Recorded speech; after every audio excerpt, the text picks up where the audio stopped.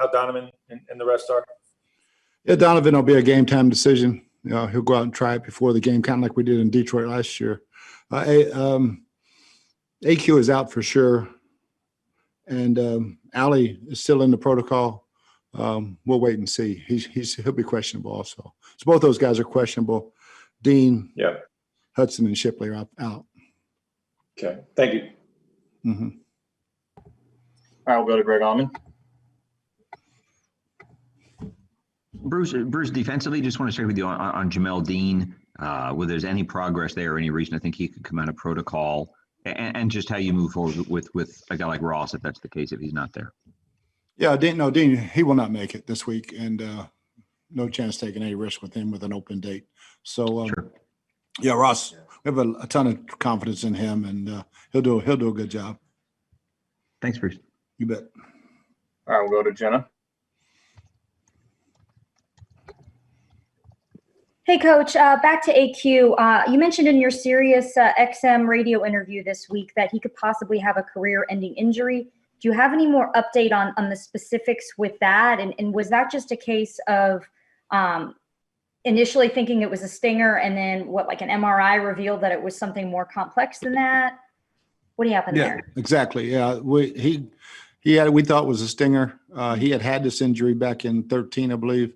Once we did the MRI and X-rays, it was determined he really shouldn't play anymore. So when will you guys make a determination, or when will he or doctors make a determination on what's next for him? I don't know if you guys have made any decisions on that yet. Yeah, he'll be going on IR and starting his coaching career. And also, what was the exact diagnosis of that? Now you have to talk to the doctors about that one. This is neck injury, cervical. Thank you. You bet.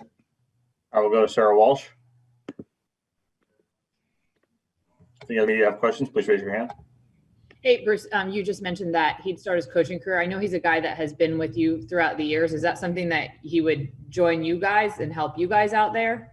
Yes, for sure. And, he aspires to be a coach, and I think he's going to be a great one. So we'll get him started to make sure he likes this life. All right, we'll go back to Rick Stroud. PA, you guys have, if you've done anything, it's bounced back, right? From losses, from good losses, bad losses, whatever. So what's the week of practice been like? What do you see when you watch these guys come back from losses? Yeah, a real good grit.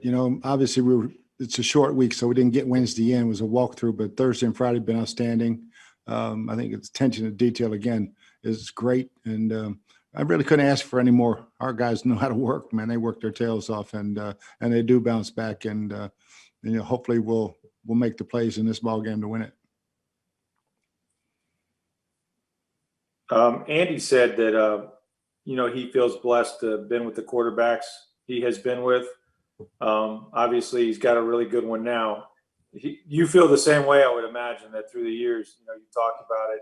I mean, that's just got to be a huge thing, I know, for Andy, and here you are with Tom. I mean, you just feel fortunate to have had the guys you've had. Oh, no doubt. You're a much better coach when you got those guys than when you don't, brother. Ain't no doubt about that. No doubt. He's going strong at 70, right, or whatever. Yeah. And a guy like Patrick will keep you very, very young. Yeah, for sure. Thanks. All right, we'll go back to Sarah Walsh. Hey, Bruce, I talked to Mathieu earlier this week, and he said that you will always be one of his favorites because you took a shot at him. What do you remember from the player he is now from the guy that you drafted all those years ago? Oh, he's still the same guy. I mean, I love the kid. And, when we interviewed him in Arizona for the draft, he did not point fingers at anyone but himself. He did not blame anybody for what happened to him. He blamed himself. And I knew he would be fine. And, he went through those injuries, and it was just watching him come back every single time. I'm really, really proud of him. And more so probably the man that he is now than the player. But he is one heck of a guy.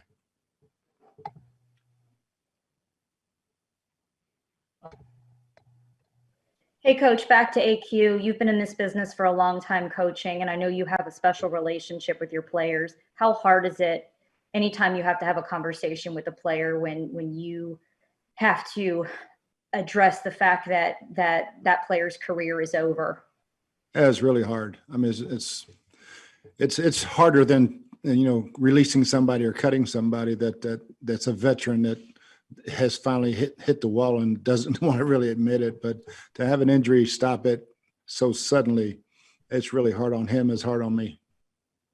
What did you say to him, if I may ask? He's still very, very lucky. He has all his mobility, and he can play with those kids for a long time. That's important. Thank you. You bet. I'll go to Greg Allman. Hey, Bruce, I know that playing a team like the Chiefs is an enormous challenge, but wouldn't ask what your experience has been as a coach when your teams are going up against defending Super Bowl champs, and how much maybe more of a motivation that is beyond the normal motivation to try and take out a champ like you had a chance on Sunday. Yeah, I mean, it's always, I think the players get up for it, for coaches, it's just the next game, but the players get up for it.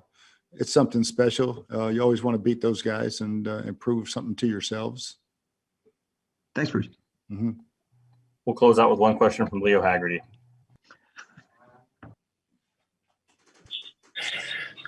Coach, is there any one specific area on offense and defense that really has to improve so you can make a run at the playoffs? I think just as a football team, we got to make those plays in the game that decide it and make them in our favor. When we're playing really good teams, it's going to be 3 or 4 plays, and we got to make those plays. Okay, that's all for today. Thanks, Coach. Thanks, guys.